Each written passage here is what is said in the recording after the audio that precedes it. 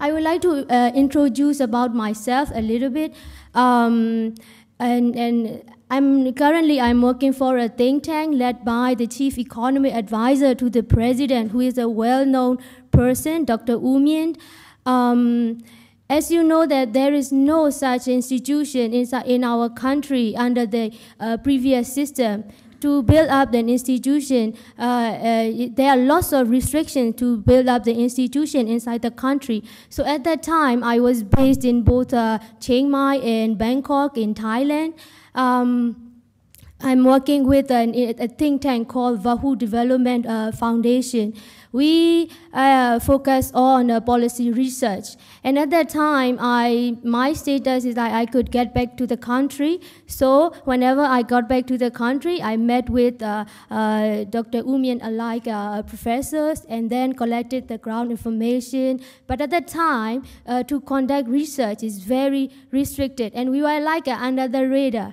So, and I always talk to my friends that there are two words that people do not want to speak, people do not want to discuss. These are like P and D, poverty and democracy. So we were in that situation, but under the new system, after the Thein Sein government, and Dr. U Mien proposed to establish this think tank, Myanmar Development Resource Institute. Under that institute, there are 3 centers.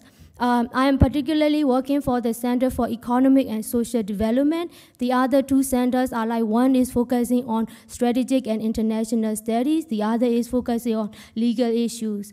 So with this center, in the past, I work with some international NGOs like Save the Children and Population Services International, and some local organizations for 8 and 9 years.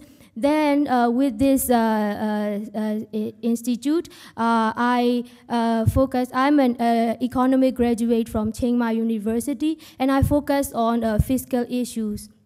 And in that way, I have contributed my inputs to the policy-making process. So first of all, I would like to provide the process of the economy reform.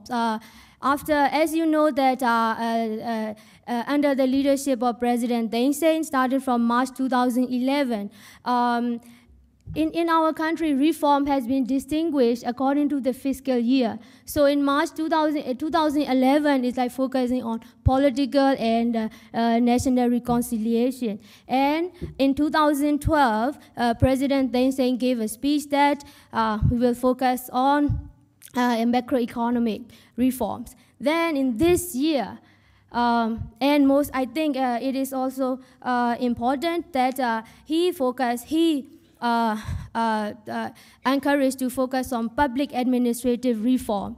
So, and since the period is so short for the government, in accordance with his vision and guidelines, and as for the very first step, the government of Myanmar has developed the framework for economic and social reforms. As you know that we never had a framework nor a strategic plan to develop the nation.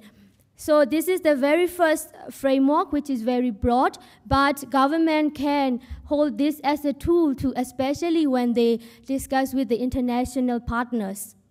So this framework has been done with the consultation with the senior officials in various ministries and developments of the government within and departments, and it took only 6 months. And after that, they also take consultation and advice from the civil society and local governments. And based on that framework, and of course, the government of Myanmar has only less than 3 years until 2015. So they have to think about the Millennium Development Goal. And another thing is ASEAN Economic Community. So in that case, they focus on as a very first step, they focus on the macroeconomic reform. in a way of managing the exchange rate. I think you may know that we have a multiple exchange rate system in our country. The official rate is like 6 kyat, the Burmese currency, equivalent with $1, but in the market rate is like 1,000 at the time, 1,000 kyat to $1. So it's very difficult for the business groups and to do the business under the unstable situation. So, and the government focus on the quick wins, and to do so, they established that they established the floating managed rate exchange rate system, and poverty has been acknowledged, and good governance. You will see that in the president's speech or in the newspaper, good governance has been promoted. Quite many times.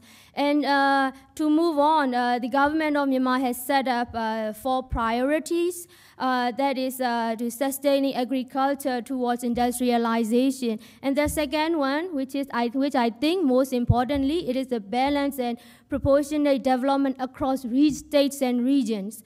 And they promote inclusive growth, and last but not least, they also focus on quality of statistics.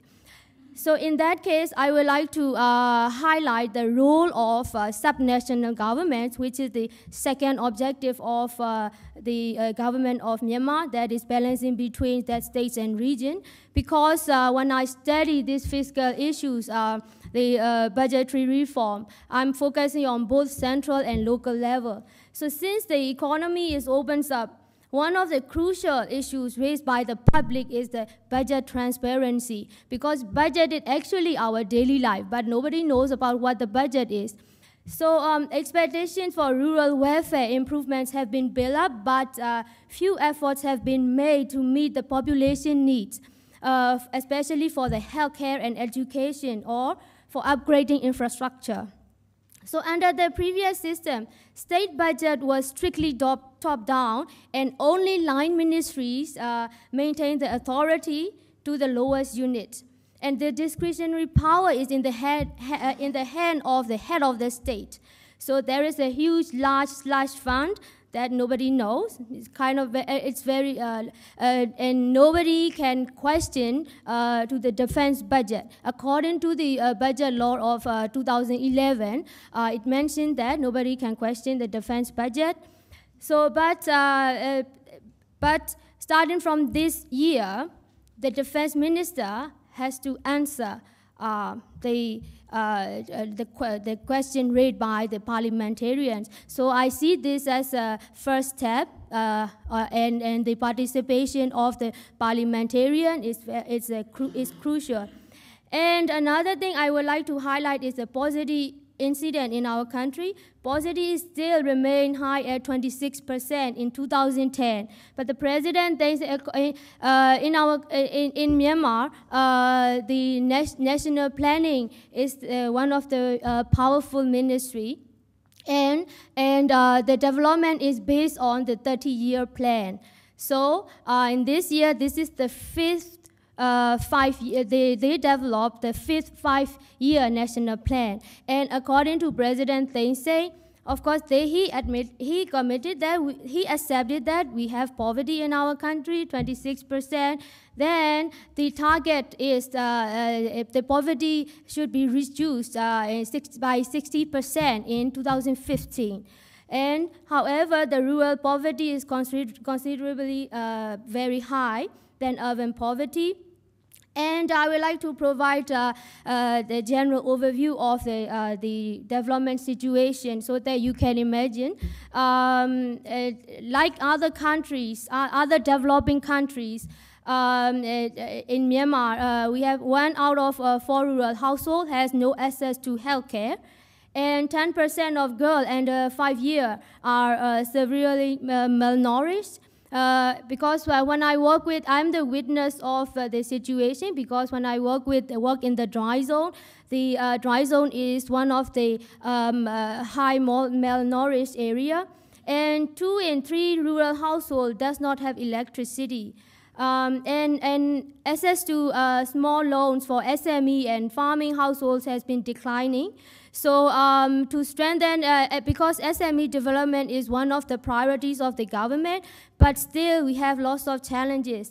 And most importantly, infrastructural development discourage the small and medium enterprises. And another important issue is the mobile and internet is one of the lowest in the world. So this is the current situation and lots of challenges that we have to think about. And yet the overall strategy has not had any dramatic consequences on the union budget. This has allowed reformers to avoid confronting the privileged budgetary allocation to the armed forces and other sensitive aspects of necessary economy reforms. Because economy is still dominated by state and crony capitalists and monopolized by a large share of businesses were monopolized by the top cronies. Clearly, the Myanmar government has a long way to go before it manages to fulfill the needs for basic services provision to its people. So in 2012, significantly, the government has done ministerial administrative reform. And the president encourages ministry to trim down the state economy enterprises, which takes a huge amount of budget. However, without the rules and regulations of that the way that we privatize these state economic enterprises is a question. I would like to conclude that Myanmar government still have many challenges, but Myanmar has been trying to end the harmful economic policy in a way of the issues that I have presented before. And reform has been biased towards macroeconomic policies. And few resources have been devoted in improving health and education services, and budget provision to states and regions has been cut. And there is no such rules and regulation to allocate between the regions, states and regions as well. And poverty rates still remain high. So we are still struggling in this situation, and as a research fellow from the institute, I'm very much interested in doing research, and I'm looking forward to collaborate with institutions in Australia and institutions in my country. Thank you.